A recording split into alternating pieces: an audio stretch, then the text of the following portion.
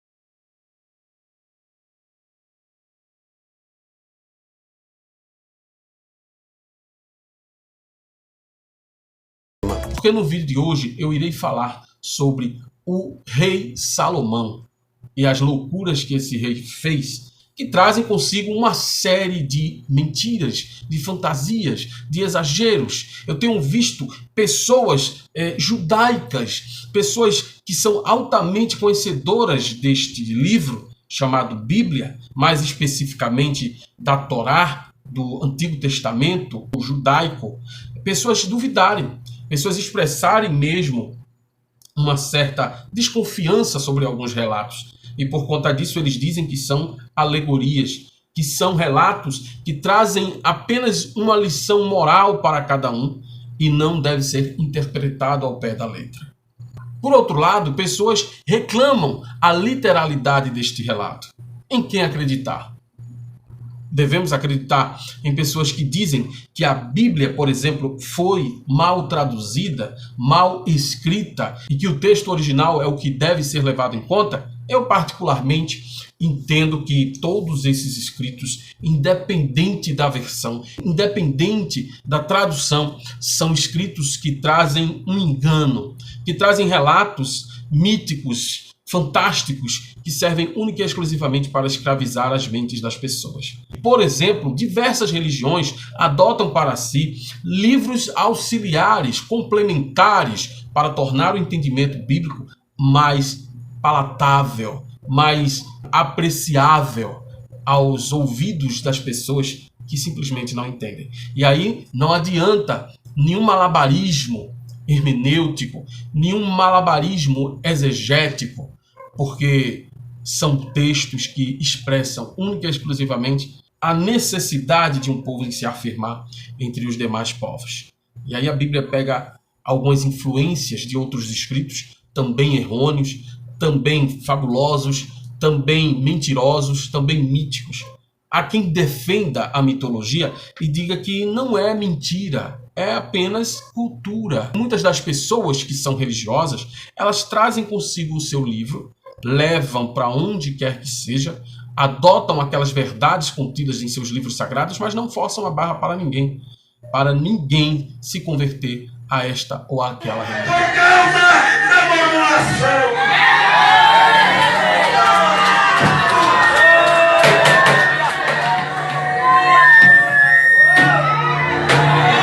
Salomão, vacilão. Por que esse tema? Porque na realidade, Salomão foi um homem que teve, inclusive, segundo a Bíblia, mais honras do que o próprio Davi. Davi, que foi o pai de Salomão, foi proibido pelo próprio Deus de construir o templo, porque, segundo Deus, as pessoas que Davi teria matado no decorrer de todo o seu período de glória, de auge, durante todo o seu governo, ele teria matado muita gente e as mãos de Davi estavam repletas de sangue. Sendo que, segundo o relato bíblico, foram vitórias que foram concedidas a Davi pelo próprio Deus. E agora Deus afirmava, segundo a Bíblia, que Davi não teria dignidade para construir o templo por conta dos assassinatos que Davi havia cometido, ou ordenado, ou liderado. Inclusive, vai lembrar que Davi foi aquele mesmo que mandou que o seu soldado fosse à frente da batalha para ser assassinado, e Davi acabou ficando com a esposa do seu soldado, a Batseba, como você já deve conhecer a história. Interessante uma coisa muito interessante, quando Deus decidiu punir Davi, Deus acabou eliminando o filho que Davi gerou com Batseba. Mas Salomão veio depois, o mais novo, ou um dos mais novos filhos de Davi, foi a este Salomão que Deus simpatizou e decidiu colocar em suas mãos a tarefa árdua de construir um templo, com as dimensões, os materiais, todo o formato, todo o aparato que o próprio Deus ditou a Davi e Salomão. Então, é uma história muito fantástica. E fantástico também é o fato de tanto o próprio Salomão quanto o seu reinado, o templo que ele construiu, nada disso nós conseguimos obter vestígios geológicos, arqueológicos, geográficos, nada disso nós conseguimos obter, porque simplesmente se perdeu no tempo. Não existe nenhum fragmento do grande templo que Salomão teria construído para Deus. Mas ele construiu, segundo a Bíblia, ele construiu sim. Ele recebeu doações de todos os hebreus daquela época e também povos estranhos, povos estrangeiros contribuíram para a construção daquele templo. Então Salomão, em determinado momento, quando teve a oportunidade de ser indagado pelo próprio Deus, Deus teria perguntado a Salomão: o que queres que eu te faça? Dize para mim, qual é o teu desejo? Então Salomão pediu sabedoria. Todos nós sabemos que o reinado de Salomão ficou conhecido como um reinado com muita sabedoria. Isso é o que diz a Bíblia e que os pregadores têm pregado no decorrer das eras. Salomão, o mais sábio dos governantes da face da terra. E a Bíblia chega a dizer, com muito exagero, que Salomão também foi o homem mais rico de todo o Oriente em sua época, e que homem algum vencia Salomão ou venceria Salomão em sabedoria. Agora, o que me chama a atenção é o seguinte: esses encontros com Deus, essas alianças com Deus, que na realidade não se expressam em atos concretos, em mudança concreta de vida. Tem várias passagens na Bíblia que afirmam de pessoas que tiveram encontros com Deus e que foram pessoas muito, mas muito produtivas no Evangelho, na pregação deste Evangelho, mas essas pessoas também foram certamente cheias de falhas, cheias de defeitos. Algumas pessoas dizem que a Bíblia é repleta de relatos que remontam à fragilidade humana, à imperfeição humana, em contraponto com a perfeição de Deus. Agora, que perfeição é essa que concede sabedoria a quem não consegue utilizá-la, por exemplo, para resistir à tentação das mulheres? Muitas mulheres rodearam Salomão em todo o seu reinado. E ele se aproveitou muito da sua posição de rei para ter diversas esposas, firmar relacionamentos, contrair matrimônios com mulheres de outros povos para fortalecer o seu reino. Então, Deus teria dado a Salomão sabedoria e, além do que ele pediu, deu a ele também muita prosperidade. Essa prosperidade foi o próprio Salomão que construiu, quando ele firmava as alianças e cobrava impostos pesadíssimos sobre o povo hebreu. Isso é a grande verdade. A Bíblia relata com muita clareza que as coletas que foram lideradas por Salomão para construir o templo, para construir o seu próprio palácio, para construir cidades, para construir todo o seu patrimônio, meu amigo, não foi fruto de dádivas divinas, não. Foi fruto de extorsão, foi fruto de cobranças pesadas de impostos.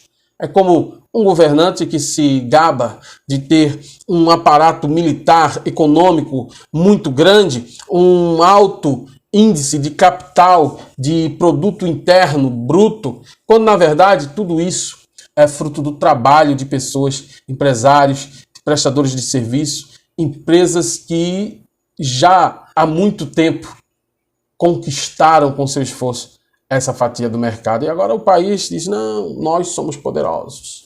Na verdade, não. Única e exclusivamente pelo esforço alheio. Pela cobrança de impostos, pela imposição de muitas coletas, muitas contribuições. Então, no tempo de Salomão, não se engane, toda a riqueza de Salomão foi fruto desses expedientes aí. Foi nada concedida por Deus, não foi nada extraordinário. Não, de maneira alguma. Inclusive, foram os envolvimentos de Salomão com povos estrangeiros que teriam feito com que ele perdesse o trono, tivesse aí a desaprovação do seu governo por parte do próprio Deus. Aí eu não entendo como é que funciona essa logística, essa dinâmica, sabe? Deus dá a sabedoria, mas o cara não consegue usar a sabedoria que Deus dá.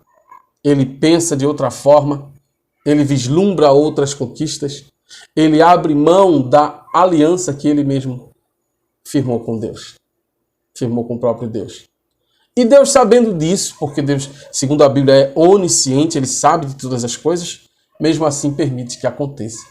Ou seja, Deus monta o circo e deixa o circo pegar fogo, mesmo que hajam palhaços dando sinal. É incrível isso, é realmente incrível. E nos dias de hoje nós percebemos que quando as pessoas dizem que não cai uma folha da árvore sem que Deus permita, fica a impressão de que Deus está vendo todas as tragédias acontecerem, de que Deus está vendo, caso exista, todas as circunstâncias nefastas das quais os seus próprios filhos estão sendo vítimas e não faz nada, mesmo podendo ter feito alguma coisa. É como se houvesse uma situação semelhante a essa. Há o livre-arbítrio do homem, o homem pode escolher, mas o próprio Deus não faz nada se a pessoa escolher mal, se a pessoa fizer algo errado. Se a pessoa sair da linha, é como a própria Bíblia diz, né? Não podemos olhar nem para a esquerda nem para a direita, somente para a frente. E se tem uma coisa que me chateia muito nesse relato de Salomão, é a quantidade de mulheres que ele teria em seu palácio. 700 esposas mais 300 concubinas, não é isso? É um absurdo. É tratar a mulher como mero objeto de prazer, de satisfação, de procriação. Na verdade, Salomão estaria desejoso em firmar parcerias com povos estrangeiros, aumentar o seu poder e aumentar os seus descendentes na face da terra. Que estaria cumprindo aquela determinação de Deus, né? Crescei e multiplicai.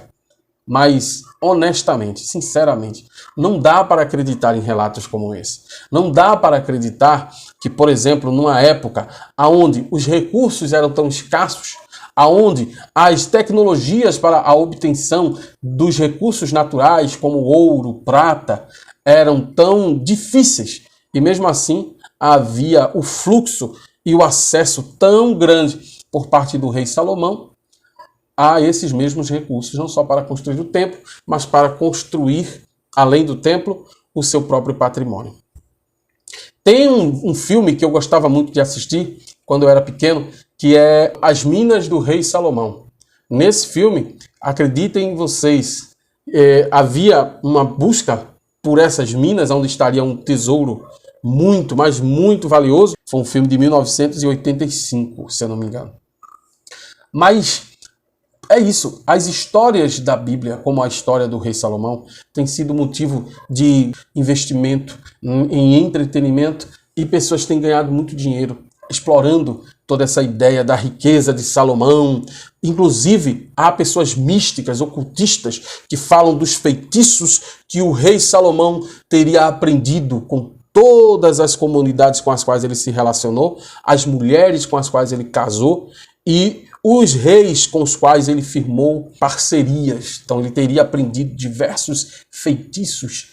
Hoje existe um segmento ocultista salomônico na pessoa do Vic Vanilla, que faz muito sucesso aí no TikTok. Ele hoje diz que é judeu, e é judeu cabalístico, e também é adepto do candomblé, umbanda, e do ocultismo de Aleister Crowley. Aleister Crowley. Sem comentários.